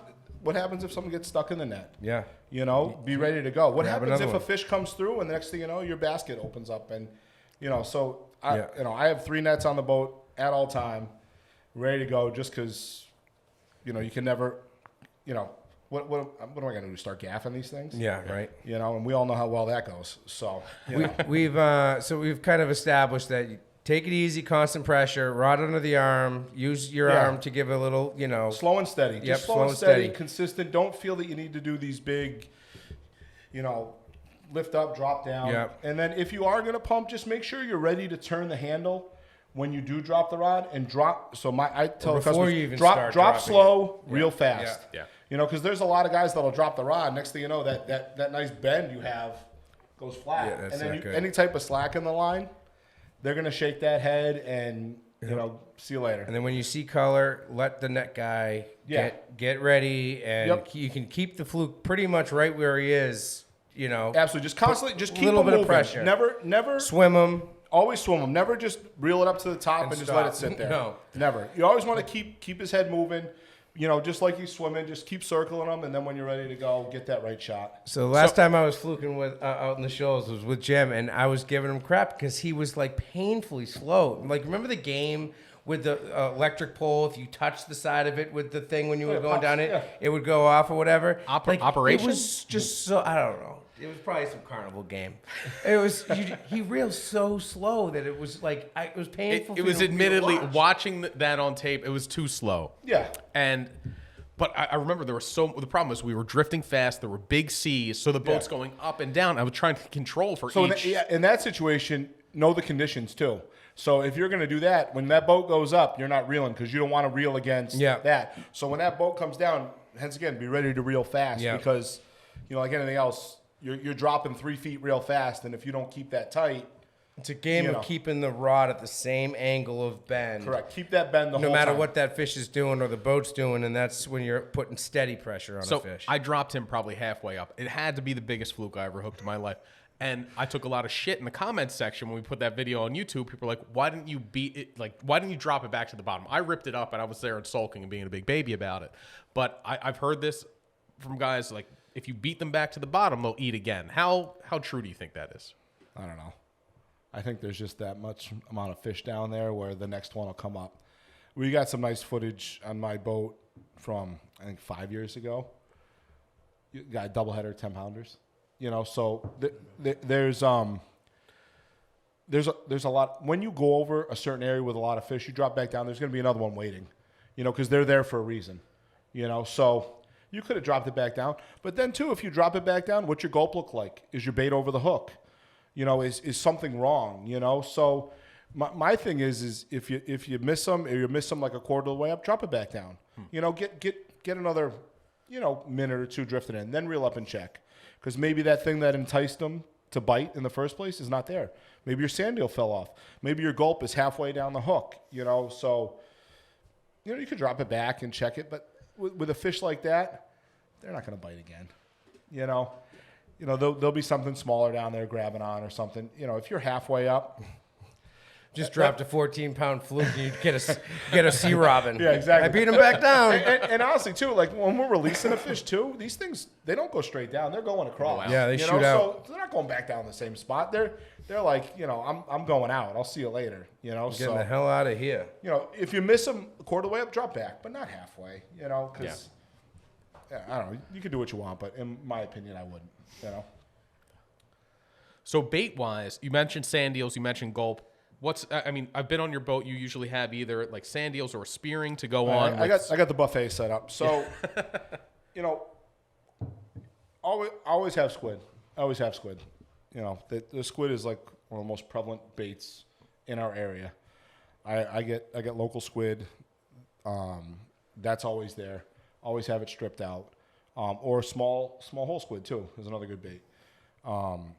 Spearing is always good. I love using spearing. I have a lot of customers that come from Long Island and they use spearing a lot. So I make sure I get a nice quality spearing product. Sand eels, always another good bait, but like anything else, sand eels are expensive. So, or sometimes you don't know the size of the sand eels you're going to get. So, but I do like sand eels because that is one of the forages Is that out the there. primary forage out there, sand eels, or? It all depends, honestly, on the time of the year. You know, the bait changes, squid. You know, there was like the year we got that big one, it had a bunker in its stomach. Really? Yeah, had a whole bunker in its stomach. Wow. So, you know, other types of bait, you know, like the fluke belly is probably like the creme of bait, just because the fluke out there are so fatty. It's such like a nice bait. You pick that bait up and you got that oil on your hand afterwards, you know it's good stuff. So, and don't be afraid too to use the brown side. A lot of guys are like white side only. You know, don't be afraid to try a little dark meat. You know, you might be surprised. And then usually I just have that stuff out. And then, you know, if you get a bluefish or something, we'll strip out the belly. I try, you know, like some guys like, oh, you got to bring salmon and use salmon and all this other belly, stuff. so yeah. You know, everything works at a point, you know, in any type of situation, but what works more consistently. You know, and like you guys know. Or in more situations. Correct. Well, correct. Which would be consistently, right? Exactly. So, you know, the problem we have too is dogfish. So you fish these oily baits. Say that. You fish these oily baits, you're toasted. You're you know? calling them in from everywhere. Exactly. So know your situation. You know, like you said, gulp is. Those dogfish tend to roll deep. Oh yeah. No. So honestly, if you could have anything, I'd have a gulp on the boat, or like Z-Man has those new Dormatador stuff. You know, some type of stuff. You know, those Dormatador. You guys had it last year. You know, it caught, but you know the gulp works well. Fish Bites has got a new product out that I'm going to try this year. You know, but the gulp rubs are great. You know, because sometimes you can't fish bait out there, because there's so much dogfish. And that's a conditional thing. Like I've been on trips, and it doesn't seem to matter the time of year. Like whatever the conditions were leading up to that trip. It's all conditional. Are they coming from around the backside? Like are yeah, they following colder water in? They're coming when they want to come. So, you know, there's no rhyme or reason to them. And when they show, you know, I usually beat feet. It's like a plague of locusts, dude. Yeah, I tend to try to get away from them. Yeah. You know, just because. Yeah, so you end up having to run away from the dogfish. Yeah, I just kind of hightail it, and you know the good thing about where we are is there should be another spot that has something. You know, how untouched is it out there? Like, are there places where nobody's drifted for fluke yet that there might be big fish, or is it been pretty well there's covered? Guys that have fished out there before I have, and I've tried to cover a lot of areas, and you know, and I'm still Christ, I'm still learning, you know.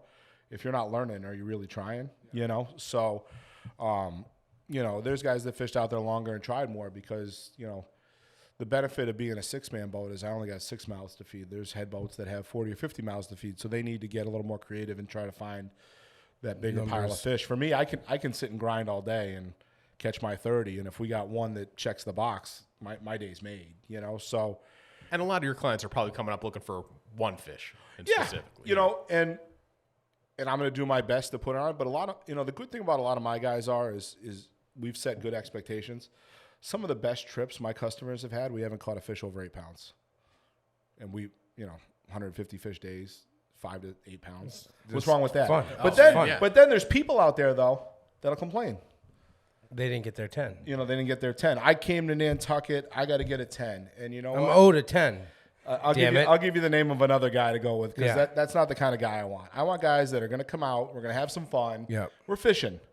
Don't get me wrong. I want to put you on a 10 more than anyone else. I want you to have an epic trip. I want you to, you know, put my picture on the wall with you, you know, but it doesn't happen all the time, you know. It's fishing. They move around. They do this. I just want, you know, my guys, we just go out and have fun. Crank up the serious. It doesn't happen all the time, but it happens a lot because I was on your boat one time and we did not catch a 10-pounder, and I was disappointed because I was an asshole because I really wanted a 10. However, You're no longer an asshole, dude? No, I'm joking. It was the best day of Fluke and I ever had. It was one of our first trips, and we broke a streak, and it was an ungodly number that he's like, yeah, I've caught a 10 in this many trips in a row. What was your longest streak for one? Because I broke it. You had the black cat with you, so blame me. But I think that was you've had some pretty good streaks. That was like eight trips in a row, checking the box. You know, and that was a while. That was like 4 or 5 years ago. So, you know, like we talked about earlier, fisheries changing, you know. Seeing fewer of the double digits? Yeah. Like, you know, some years, who knows, maybe this year they decide to come in closer and yoke them because there's still big ones out there. The draggers are still getting them, you know. I mean, you catch quite a few double-digit fluke in a season. Like ballpark, like an average season, how many comes over the side of your boat? No comment. All right. We have a good time, though. We catch some fish. We have a good time. The one thing I will say, though, about the double-digit stuff, out of all the ones that we've caught, I'd say about 90% of them have been released, which is the one thing that I am, as a captain, as a fisherman, as an advocate for that kind of stuff, I'm very happy that my customers have kind of, you know, I started doing that 6-7 years ago, and it was like shunned upon. And I put the videos up on Facebook and stuff, and you go back and look at my social media stuff, I'm sending them back, and all these guys are like, oh, no, what are you doing, this and that, you know? And don't get me wrong, if someone wants to keep it, it's their right to keep it. They caught it. I asked guys, are you going to get it mounted? No. Well, then let's take some nice pictures. You know, that's the one great thing about technology. Yeah. The pictures I can take on my iPhone now are phenomenal. Yeah. You know, so we can immortalize that fish and right away. Even on the mountain side of things, you just get the right measurements, and you can have a reproduction made that is better than and there's any a lot of skin companies. mount you're gonna get. There's a lot of companies that make reproduction mounts better than the live mounts, and they last longer. Exactly, and honestly, a lot of guys are on board with throwing them back. Yeah. You know, it has been a movement. We had a 15-pounder last year. One of my good customers. All right, Jeff, let's send it. Perfect, you know. That's so cool. Mike, he comes fish with me a lot. Send it back, you know, which is great. We took a nice picture. I'm just here for a good time, you know. That's what he said. I got it. I got what I looked for. We took a picture. We sent it away. Got it on video, and that's what it is. Video and to send it back because who knows that big one's a few could go back and produce 100,000 more babies. And the good, like I said, with about the good genes. Yeah, it's not a meat fishery. What do you need a 15-pound fluke meat for? You know, you got to fillet the fillets to cook them. And Yeah, if you got a few 5-pounders in there, you know, absolutely. you're ahead of the game of anywhere else in the Northeast for fluke fishing. You know, we get 5 fish. Everyone goes home with at least 10 pounds of fluke fillets. And fluke, you know, 10 pounds of fluke. It goes a long way. It goes a long way. And then you know, when we can mix in some sea bass too and stuff, I got some guys that want to target them too, and we can have a nice day if you're looking for the meat. But I'm just happy that guys are, you know, taking it upon themselves to be advocates, and because I want to see this fishery go on, you know, and in order to do that, you know, release the big ones, you know, which is great, and I'm happy to see people doing it. But then we got ones that take the bait so deep that you can't release them, and And it is what it is. At the end of the day, though, that fish is getting bled, it's getting iced, it's getting treated the right way. So it's not like we're gonna waste the resource for those ones that we do keep. So that's the one thing I am proud of, that that fishermen in general are throwing back a lot of these trophy or size stuff, which is great to see. It's been a great movement with Tog and Fluke. Absolutely, absolutely. absolutely. No, it's been great. A lot of the guys, I blackfish in the fall at Rhode Island. I started releasing the 8, 9, 10 pounders, and then. So it's funny you say 8, because I've heard other captains say, like, you don't get to 10 pounders if you're keeping all the 8 pounders. Exactly. No, and everyone's like, oh, we had this great day. We got all these 8s. Well, you kill the 8s, how are you going to have the 10s? Honestly, in my mind, if you catch a blackfish bigger than 6, 7 pounds, compare a blackfish fillet from a 3 or 4 pounder to an 8 pounder. It's night and day. They got more of a bloodline in it, in the bigger fish. I think you get a better quality product out of the littler ones anyway. So, I'm a firm believer in throwing them all back, the bigger ones. There's a lot of guys around, BJ, Robbie, throwing back Pat Heaney, Venture. A lot of these guys are throwing the big fish back. And then we encourage it. And then, like we said with the Fluke, the anglers are more aware now. And they understand, what's going to happen. They know blackfish grow slow. So if we want to keep having this special fishery, which, the popularity has grown exponentially over the past 10 years with more pressure. So if we want to keep this thing going, that's the only way we're going to be able to have this quote unquote, target trophy, in the future. So Absolutely. So one thing that I've always, started to do once I get a certain species dialed in is been able to find that big fish bait or take an approach that's going to weed out some of the smaller ones. If you're out in the shoals and you're literally looking for that one bite, is there anything that you can do on the offering side of thing that is going to give you a better chance of catching the biggest fluke down there and maybe weeding out some of the smaller ones? Not that there's a lot of small fish out there. I've caught the biggest fluke have come on the small baits. Yeah. So sometimes they want a big bait, sometimes they want a small bait. We did that rigging video earlier, and I recommend guys just use small baits, smaller baits, or if you're going to fish a bigger bait, fish it with a stinger hook, because a lot of guys will fish these big baits with no stinger hooks, and then you get your bait back and half your fluke ribbon is already filleted. Like, well, you missed them. Yeah. So my big thing is just paying as an angler, pay attention. Who's the guy catching on the boat, guy or girl catching on the boat? What are they using? Is it a color? Is it a type of jig head? Is it a long leader? A dropper rig? Is it a bucktail? What color's working? What bait's working? Because I've caught some of the biggest fluke in my life on 3-inch spearing. So they're opportunistic feeders. They're gonna feed. They're gonna eat when they want to eat. Exactly. But they will dial in the colors, right? Is that exactly? What you're saying? No, absolutely. The color, in my mind, the color is a big thing, and then also the bait that goes with it. Like, some days you'll see them that only want squid, and you better make sure you got a lot of squid on the boat, because if you don't, you're going to be in trouble. And then it could be a color pattern. Like I was talking on the rig a few years ago, 4 years ago, green. Green was hot in June. Hot. Last time I fished with you, it was blue. Exactly. And nobody's got blue anything. And you whipped out food coloring. And you dumped it, you put it in the gulp, you dyed it up. I don't think you were you on that trip? I was not on that trip. I would have remembered that. We were out with them one time, and we were in a mess of mackerel, and they were eating the squid, that was fun. The fluke rigs and stuff. So I'm like, all right, well, if we have a chance to put live mackerel down there, we're gonna catch it. I'm gonna get my 10 finally. And he looked at us and laughed and was like, have at it. You never know, And we put down and we bailed. Dude, the second it hit the bottom, there'd be a 5-pounder on it. Like 5 to 7 to 8 pound fluke. But it was the first fish that saw that mackerel that ate it, I think.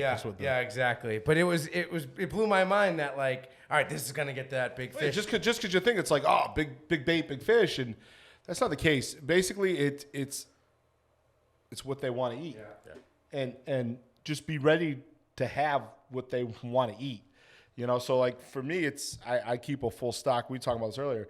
Those backwater baits, those Dominic poison tails. I love them. Those things are great. They got a great hook on them. Before the whole poison tail jig became popular, Dominic was the first one making them, and I aligned myself with him. I met him through a customer, and him and I hit it off. And the good thing about him which is great, is he's been very receptive to, like, hey, can we try this color combination? Mm-hmm. can we try this one? Can we try this one? Let's try this. Well, I got this, and can we try this color? And then he's been great about it. And then a lot of my customers now, and a lot of fluke fishermen in general, have jumped on that wagon. And, you see that spread they bring, and they have all these different color combinations. You can do anything with those baits, But man. that goes to, you never know what's going to work. You always have to be ready. And don't get me wrong, I've had a lot of customers catch big fluke on big baits. But you got to know when to use the big baits. So if you're going to use a big bait, in my mind, I want to have a fast drift. Because the fast drift, that bigger bait will lay out nicer. So that's when I go to the 3-way rig. And I'll fish a 3-way with a longer strip, because I know that if I'm drifting at 2.5 knots, that bait's going to lay out nice. That's a good tip right there, man. That's a really so good if tip. I'm fishing a big bait with a knot drift, that thing's going to sit like this, and you're trying to jig the rod, that bait's not even moving. So comes to the rod. The rod will move the bait, and this and that, and having the different tools to get the job done. So knowing your conditions, knowing the situation, don't automatically assume that, all right, I got to put this big fluke ribbon on and I'm going to get one. All my big fluke have come on like little the poison tails, man. Yeah. I'd say last year, a lot of my customers, like I said, are on the back. I'd say 90% of our double digits came on the backwaters with poison tails. So Is that rig the chicken rig or the popcorn rig? Because I've heard it called both. I don't know. I call it the simple rig. Chicken rig, popcorn rig, high matter low, what it's called. whatever you want to call it. Works. And then God love these guys that have a lot of time on their hands, and they put the jigs out and they tie the dropper loops at certain angles and certain lengths. And my good friend Jimmy loves tying the T knot so it stands out.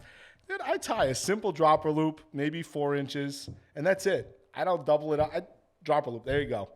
Keep it simple, stupid. Exactly. And I'm a firm believer in that. And if you got time and you want to tie the standoff knot or do, the old Graham Banks that would loop up and over and try that stuff, I like the dropper loop because it's a consistent connection. Like I have some guys that'll like want to cut the dropper loop and tie the jig on. Whoa, no. You might think you have enough turns on that knot, but that knot's going to slip and you're going to lose the fish of a lifetime. And it's happened before. You're taking 2 stronger knots for 2 weaker knots. The weaker knot to the jig and the weak. Trust me. And once again, too much time in the winter sitting and looking at YouTube videos. So I've always adapted the just a single drop, just dropper loops. That's it. I don't try to reinvent them. I don't add clips to them to swap out easier. Just regular high-low dropper loop. That's it. Or if I'm fishing a long leader, 3-way swivel. Little tag end to the thing, and I I don't fish like a 3-foot one. I usually just fish like a 2-foot leader off the 3-way. That's shorter than I would have thought. Like I would have thought like 30. The problem inches, is when you fish a longer leader, how are you gonna lay it in the water? You're gonna try to cast it up tight, and that thing's gonna spin right around. So know what you're capable of as an angler and how well you can get that in the water, because once again. Everyone's, fluke spoons are real popular now. Guys use a lot of fluke spoons, and then you add the big baits, and then the squid after the fluke spoon. That's a lot of weight. So when you have that sinker going out on the bottom, and that bait's going, it's going to spin, and you're fishing for a half hour, and you're not presenting right. I fish smaller because I know I can cast it up tide, get a decent presentation with it. And I know, 8 times out of 10, it's gonna fish the way I want it to fish. It's maximizing your time at the bottom. You're not wasting any drifts or any time. Exactly. And that's like anything else. Know your conditions. Don't try to fish a 6-ounce bucktail in a 2.5 knot drift, unless you're that guy that can fish in the uptide corner, cast up, get 2 or 3 pulls, and then redo it again. Those guys fishing hard. I got guys that do it. They love to do it. More power to them. But know your situations. Know what works well. I like the high-low rig. You can fish it with 20 ounces of lead. You can fish it with 4 ounces of lead. It's for me, it's been a consistent winner, And those things have so much action. The poison tails, absolutely. They got the silicone skirt, and it undulates in the water, and you can, when you're moving it, those baits move, and the whip finish on it, and you get the whip of the silicone, and honestly, the silicone is a brighter color too. You could glow it, you can mix and match a wider colors range than you can with bucktail, even Exactly. and more durable. Exactly. You can make it every strand almost a different color. You can get real. You can put into it what you want to put into it. You could taste the rainbow if you wanted to. Yeah. So you bring the Sherman hot color for Williams 2022. catalog with you. Exactly. So those have been great. And once again, those are made by a guy in New York. He puts the right hook on them, because when we first started fluking, we used to use those little spros with those tiny little hooks on them. And then you have to put a stinger on them, and you drop a lot of fish. So what he did is he took the mold, he cut it out, put a big 8-0 hook in there. And we talked about this earlier with rigging. Fish a big hook. Don't be afraid. Don't fish a 5-0 or a 6-0. By the time you put a gulp on there, a strip of squid or belly, a spearing, or whatever you want, there's not much gap left. Weedless bait. Yeah, exactly. Yeah, we're not bass fishing the ponds here. Flukeless bait. So I fish an 8-0 or even a 9-0.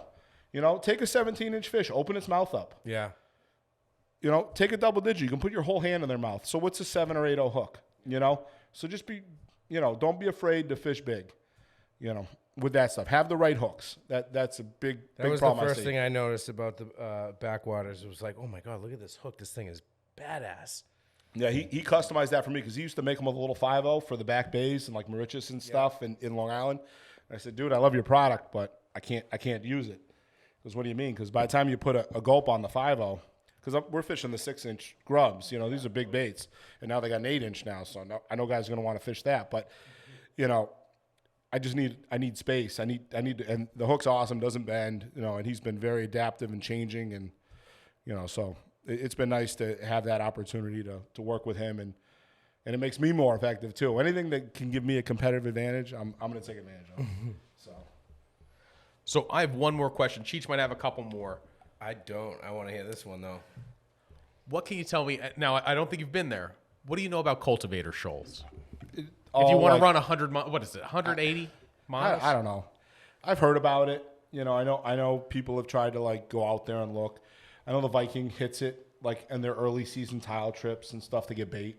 It used to be a bait spot, because Fluke is an excellent tile fish bait. Oh, really? That's Oh interesting. yeah, Fluke ribbons. All my customers that go tile fishing take the Fluke ribbons. Like anything else, I'm sure it has its time, but you try to go there when the fish are already inshore. You know what I mean? So it's one of those things where Don't swing and miss. exactly, because that's a big miss. You know, You're the driving commercial past a lot. guys are out there and stuff, and everyone wants the next latest and greatest. I know. I'm guilty And- of it. No, I'm of always course, looking. of course. The grass is always No, greener. everyone wants to go to that spot where you think it's like, oh my God, it's going to be great. This is going to be the holy grail. Exactly. I'm sure the cod fishing's good down there if you go down there. But, all I see from down that area is what the commercial guys are producing, and you see them, with the 20-pounders and stuff. But they're doing it when They're a little bit more efficient than exactly me with a rod and reel in my hand. Exactly. So I don't know. It's you don't know till you try. Yeah. You don't know unless you go. Cheech, I'll get you a fuel bladder, man. Yeah, let me know how you make Get out the on wind- that as one. long as the wind's right, we can make it home. Let me know how you make out on that Hey, one. we'll break down by the time we get to Muskegon anyways. What does it matter? I'm renaming my boat the Gremlin. Oh, the gremlin. I love it. Oh man. Jeff, dude, thank you so much for coming Oh, by, no man. problem, It was man. I great to appreciate you talk having to me. Yeah. Well, it's been good to talk, and I'm looking forward to getting out there. The one thing I will say is, for the guys listening, we have a liberalization in Fluke this year, so we're going to go down to 16.5 inches. But we need people to start coming to these meetings and voicing their input. I feel like, I got to get on my soapbox for a minute. There's the same 10 of us that go to all these meetings. So if we can get some more angler participation to voice our opinions on how these regulations are met, charter captains, recreational anglers, just because, I feel like it's the same 10 of us that have been beating the drum and so on and so forth. And I'm lucky to be part of an organization, the Stellwagen Bank Charter Boat Association, even though the name doesn't really cover us, but we cover all the way from all Massachusetts, Southeastern Mass, everything. So get involved, get out there, join some local groups that can help fight for us, because as we know, fisheries are changing. How they regulate us is changing. We lost sea bass again this year, one of the most rebounded fisheries ever. We lost. So if we can get some more participation, get out there, write letters, get involved, join the club. My website, badinfluencesportfishing.com. Shoot me an email if you want to get involved. I can get you in touch with the right people. It'd be nice to see more angler input out there than just, oh, this is what it's going to be. We'll take it how it goes, and yippee skippy. And it's just that's Strength in numbers. You look at how many Exactly. people are discontent with the regulations when they come out after it's too late to do Exactly. anything. I mean, look what happened in New Jersey this year so with their bad. 2 fish. You're allowed to keep 2 fish between 17 and 17.99 inches, and then 1 fish over 18 inches. And anybody who hears that, it's like, well, why are we doing They're this? signing petitions to get it changed, but I've been going to meetings since January. Where are the people on the Zoom calls? There's 20 of us on the Zoom calls. Just get involved. Right. Don't do it after the fact. Do it when the decision process is being made. Mm-hmm. And this is all public stuff. It's all on the state's website to get out there. So don't be more proactive than reactive. Don't write a change.org petition after the fact. Nothing's going to happen. Let's be real here. Just get out there when it's going on. Voice your opinion. Because in Jersey they had another option. 3 fish at 17 and a half 17 inches. and a half, because they wanted to give more fish. It was supposed to be we had a more liberalization. fish. So we could have went to 6 fish. So we're at 5 right now, 17 at 5. We could have went 17 at 6 to get a liberalization. But as this is just on a Stellwagen thing. A lot of our members fish like in Buzzards Bay and Vineyard Sound, and they want to see a little smaller of a size limit so they can keep those smaller fluke that are there. So that was one of the things the organization did. We wrote a letter. We recommended this. Would I like an extra fish? Of course. But at the end of the day, as a fisherman, as a business owner, as an advocate, we got to do what's best for the area, not just what's good for my business. So, so my thing is just get out there, get involved. Don't be more proactive. Because I think if we can get out there next year, power numbers, they're gonna be changing up how they measure fisheries and extrapolate the data, dockside intercept. So there's a lot of changes going on, but it's just barely starting. So if we can start seeing some more input and in those dockside surveys, those guys aren't evil. Give them some data. Data's a good thing because what they do is they'll take the more data they have, the better it'll look for us instead of them trying to make up numbers based upon one intercept. The closer their estimates. Exactly. Exactly. So that's my big thing. Get out, get involved, because eventually, if they can, they will take it from us. So Once they take it, you don't get it back. you don't get it back. Exactly. So Jeff, so we can find you at badinfluencesportfishing.com Sportfishing.com. and on Instagram. I'm on Instagram. I'm on Facebook. I put up stuff once in a while. No, I saw the haddock fish tacos No, it was the other good. day. No, I'll do some more stuff. I got some new cooking stuff for Father's Day last year, and we're gonna a little more fish cooking and stuff. But I could go for some fresh haddock right now. it was good. It was good. I'm not gonna lie. My kids ate it. It was good. No, but looked good. We'll see some stuff on Instagram and stuff, and probably some pictures and here and that. Not really daily reports, but you'll get some highlights. If you want a daily Sounds report, good. find an open date, and you'll get a report for that date. I need your firstborn child for an open date. that too. Nah, Book it a few years out. there you go. I appreciate you having me. It was fun talking, and here's hoping we have some good weather and the fuel prices stay below $5. We'll be all set. It's Absolutely, great man. 2022, buddy. Thanks for coming on. Thanks for having me. I appreciate it.